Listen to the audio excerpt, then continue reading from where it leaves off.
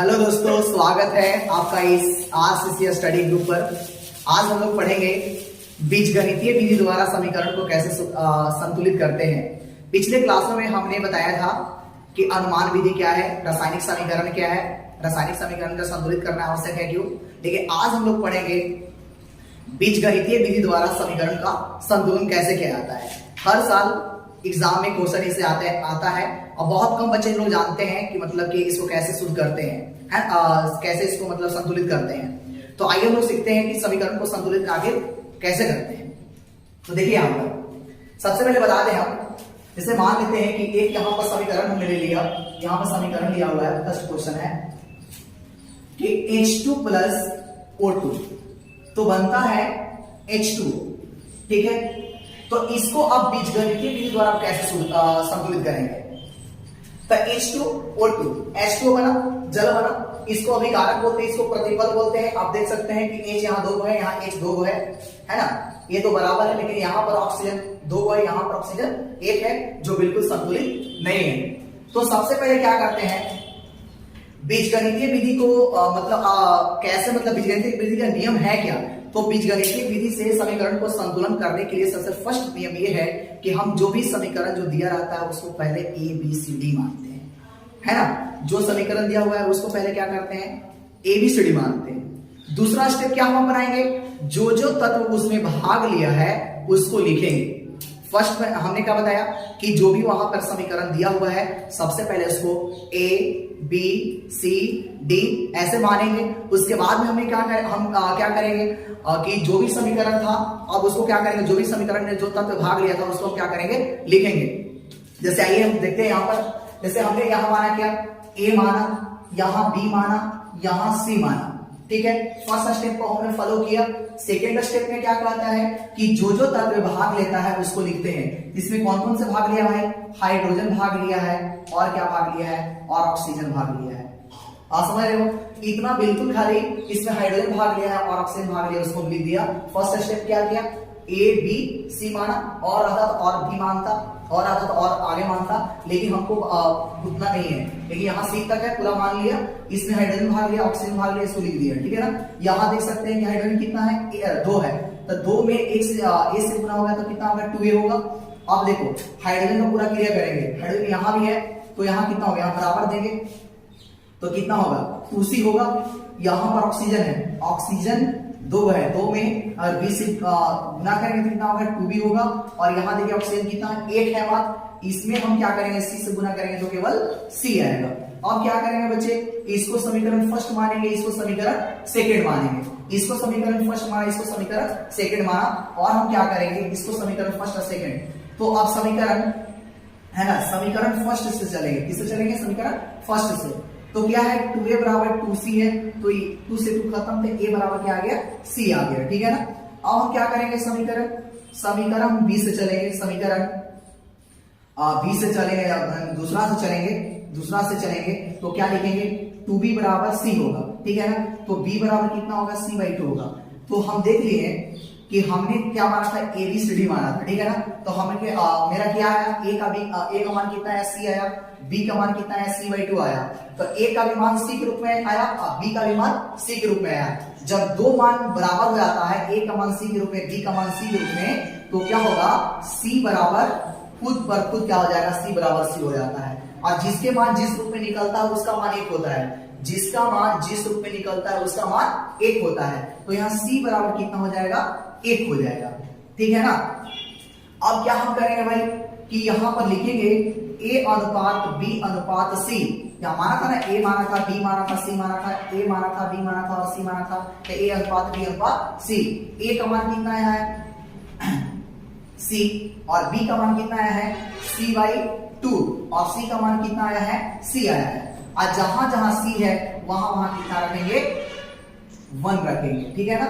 यहाँ पर कितना हो गया, 1 हो गया, है ना। इसको एक रूप में करने के लिए जितना बाटा में रहता है उतना संख्या करते हैं, गुना करते हैं। तो कितना हो जाएगा, 1 into 2 है ना, 1/2 into 2, और कितना हो जाएगा, 1 into 2। ई से ही खत्म हो गया, और यहाँ 2 हो जाएगा, है ना, और यहाँ 1 हो जाएगा, और यहाँ 2 हो जाएगा, है ना। तो मेरा a का मान कितना आया, मेरा a का मान कितना आया, a का मान 2 आया, है ना। A का मान कितना आया 2 आया, है ना। B का मान कितना आया, B का मान 1 आया, और C का मान कितना आया, C का मान 2 आया। तो अब क्या करना है, बस जो आप माने थे उसको वहां पर रख देना है। जैसे माने क्या थे, आप माने थे यही ना कि H2 प्लस, है ना, O2 तो क्या था H2O। तो यहाँ माने थे, A माने थे, B माने थे, C माने थे। तो A का मान कितना आया 2 आया, तो यहाँ पर क्या रख देंगे 2 रखेंगे। यहाँ B का मान कितना आया 1 आया, तो इसको छोड़ देंगे, 1 रख भी सकते हैं और नहीं भी रख सकते हो, ठीक है ना। उसके बाद C का मान कितना है 2 है, तो यहाँ C का मान कितना रखेंगे हम ना 2 रखेंगे। आप देख सकते हैं बिल्कुल यह समीकरण संतुलन हो गया। देखिए हाइड्रोजन कितना हो गया 4, तो यहाँ पे हाइड्रोजन कितना है 4, ठीक है ना। ऑक्सीजन कितना है 2, तो ऑक्सीजन कितना है 2। बिल्कुल समझ में आ गया। चलिए एक और समीकरण देखते हैं। जैसे इसको मिटाते हैं हम, एक और समीकरण देखते हैं। बिल्कुल आसान से इसको क्या कर सकते हैं, बिल्कुल आसानी से इसको क्या कर सकते हैं, हम संतुलन कर सकते हैं। बीजगणितीय विधि द्वारा कितना बड़ा समीकरण आएगा तो आराम से वो क्या हो जाएगा, संतुलन हो जाएगा। जैसे मान लो कि N2 प्लस H2, है ना, तो क्या है भाई NH3 है, क्या है NH3 है।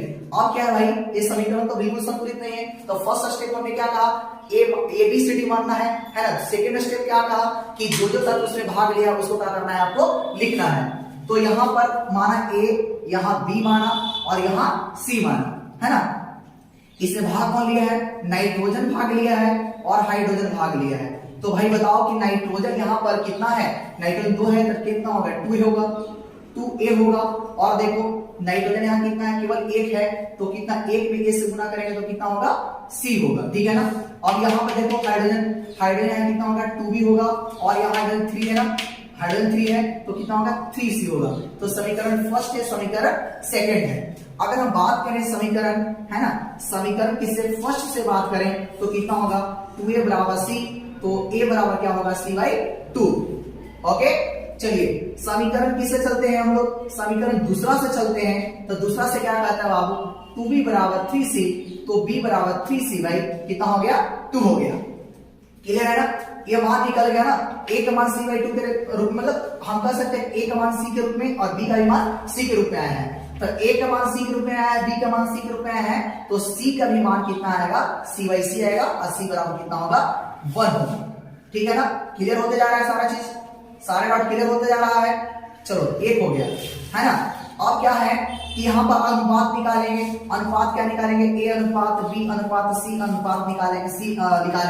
A का मान कितना है C/2 है, B का मान कितना है बच्चे 3 into C/2 है, और C का मान कितना है C है। तो अब बताओ जहां जहां C है वहां कितना रखूं, 1 रखेंगे ना। तो 1/2, 3 into 1/2 और 1।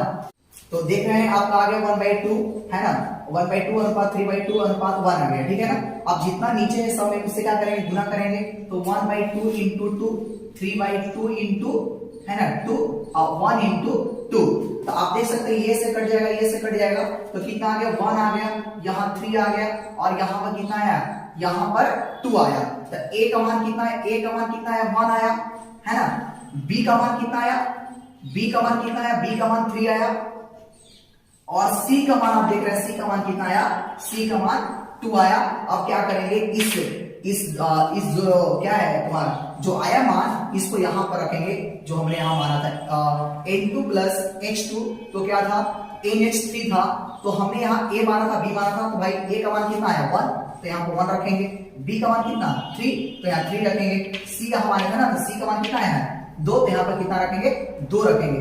आप देख सकते हो बिल्कुल आपका बैलेंस हो गया समीकरण, बिल्कुल देख सकते हो। यहाँ पर यहाँ 1 रख नहीं सकते और नहीं भी रख सकते, कोई दिक्कत नहीं है। A कितना है, नाइट्रोजन कितना है 2, नाइट्रोजन कितना है 2 है, और हाइड्रोजन कितना है 6 है, तो हाइड्रोजन कितना है 6 है। तो ये बिल्कुल समीकरण क्या हो गया, संतुलित हो गया, ठीक है ना। बहुत ऐसे क्वेश्चन है जो आप क्या कर सकते हो, खुद से बना सकते हो। जैसे यहाँ पर और देखते हैं, यहाँ पर और देखते हैं। जैसे मान लेते हैं कि यहाँ पर एक क्वेश्चन है, बहुत अच्छा क्वेश्चन है। जैसे यहाँ पर मैग्नीशियम प्लस, है ना, यहाँ पर मैग्नीशियम सोडियम ले लिया, सोडियम, है ना, सोडियम, और यहाँ पर हमने ले लिया, क्या ले लिया भाई H2SO4 ले लिया, ठीक है, H2SO4 ले लिया। तो क्या बनेगा, सिंपली क्या बनेगा भाई Na2SO4, है ना, Na2SO4, और क्या बनेगा H2 बनेगा। यही तो बनेगा। तो हम क्या कहें, फर्स्ट स्टेप क्या कहें भाई, हमने फर्स्ट स्टेप कहा है कि इसको ए मानिए, इसको बी मानिए, इसको सी मानिए और इसको डी मानिए, यही तो कहे हैं। और हमने कहा कि जो जो तत्व भाग लिया है उसको यहां पर लिख दो। तो सोडियम भाग लिया है, हाइड्रोजन भाग लिया है, सल्फर भाग लिया है और ऑक्सीजन भाग लिया है। अब ये तुम बताओ कि नाइट्रोजन कितना है, सोडियम कितना है भाई, यहां देख लो सोडियम 1 है ना, तो 1 में ए से गुना तो केवल ए आएगा। अब बताओ सोडियम यहाँ कितना है, सोडियम यहाँ पर 2 है ना, तो 2 में सी से गुना तो क्या आएगा, 2C आएगा। ठीक है, अब हाइड्रोजन की क्रिया करेंगे, कितना आएगा 2B, और हाइड्रोजन इधर भी है, हाइड्रोजन यहाँ है, तो क्या आएगा 2D आएगा, 2D है ना। सल्फर देखो, सल्फर 1 है ना, सल्फर 1 है, 1 में बी से गुना तो कितना आएगा, बी आएगा। सल्फर देखो, सल्फर 1 है, 1 में सी से गुना तो क्या आएगा, सी आएगा। ऑक्सीजन की हम बात करें तो ऑक्सीजन कितना है तुम्हारा, ऑक्सीजन कितना है 4 है, तो 4 में बी से गुना तो क्या आएगा 4B आएगा, है ना। और बताओ कि यहां पर ऑक्सीजन कितना है 4 है ना, तो कितना आएगा 4C आएगा। चलिए बात समझ रहे हैं बिल्कुल आप। चलिए तो यहां क्या कर लिया, समीकरण फर्स्ट, सेकेंड, है ना, थर्ड और फोर्थ। चलिए अब क्या है कि यहां पर दो कंडीशन, सबसे पहले बात है कि हमको यहां पर मिल रहा है मान समीकरण, अगर हम समीकरण फर्स्ट से चले, समीकरण अगर फर्स्ट से चले तो क्या है 2a बराबर 2c, 2a बराबर 2c, तो a बराबर हमको c के रूप में मान मिल गया, ठीक है ना। अगर हम समीकरण देखिए, अगर हम समीकरण तीसरा से चलते हैं तो b बराबर c मिल गया, तो a का भी मान मिल गया और b का भी मान मिल गया। तो हम जानते हैं कि a का मान c के रूप में, b का मान c के रूप में, तो c का मान c के रूप में, यानी c बराबर c, और c का मान कितना होगा 1 होगा। तो a का मान निकल गया, b का मान निकल गया, c का मान निकल गया। अब हमको किसका मान निकालना है, d का मान निकालना है। तो अब देखिए d का मान कहां से निकाले भाई, तो d वाला कहां से निकलेगा, हमको समीकरण दूसरा से चलना पड़ेगा, समीकरण दूसरा से। तो दूसरा से अगर चलेंगे तो 2b बराबर 2d होता है, 2b बराबर 2d होता है। इसमें हमको d का मान निकालना है। तो बताओ b का मान कितना आया है, b का मान c आया ना है, b का मान कितना है c आया है।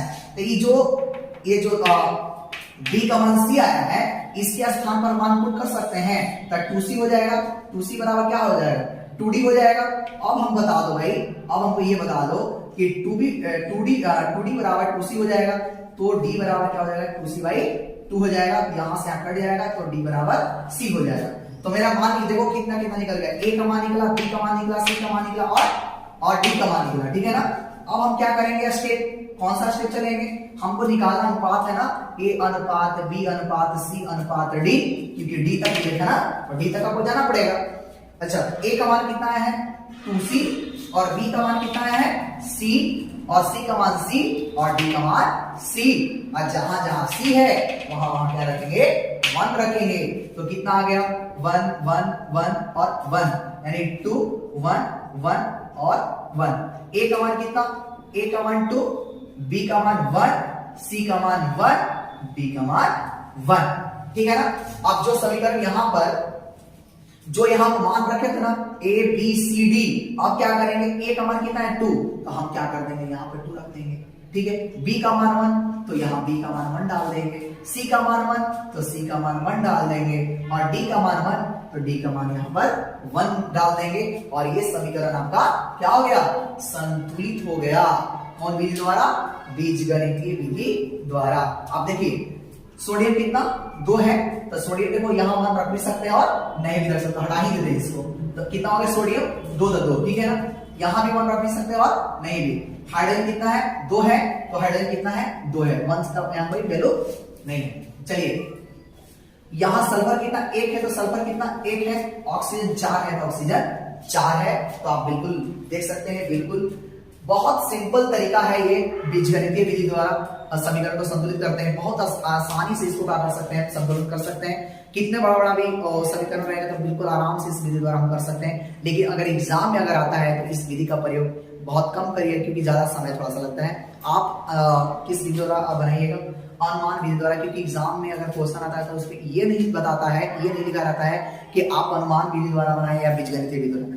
आपको जिस विधि द्वारा बनाने का मन करता है उस विधि द्वारा बना सकते हैं, लेकिन हम ये कहेंगे कि आप अनुमान विधि द्वारा ही बनाएं, क्योंकि उसमें समय कम लगता है, ठीक है। धन्यवाद, मिलते हैं अगले वीडियो में।